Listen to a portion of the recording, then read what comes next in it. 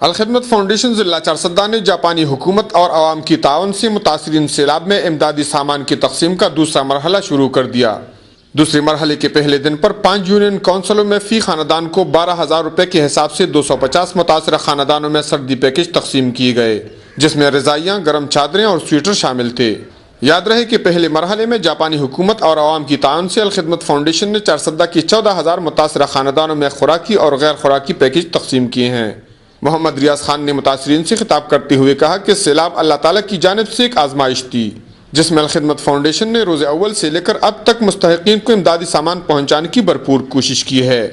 انہوں نے جاپانی حکومت اور عوام کا شکریہ ادا کرتے ہوئے کہا کہ الخدمت فاؤنڈیشن کی جانب سے متاثرین سیلاب کے لیے 900 گھروں کی تعمیر کے لیے ضلع بھر میں 3 بلاک فیکٹریاں لگائی گئی ہیں، جن میں 300 متاثرہ خاندان کیمپوں سے باعزت اپنے گھروں کو منتقل کر دیے گئے ہیں، جبکہ ضلع بھر میں متاثرین کو مفت طبی سہولیات فراہم کرنے کے لیے 3 برانچوں سمیت ایک میٹرنٹی ہوم ہسپتال مستقل بنیادوں پر کام کر رہی ہے۔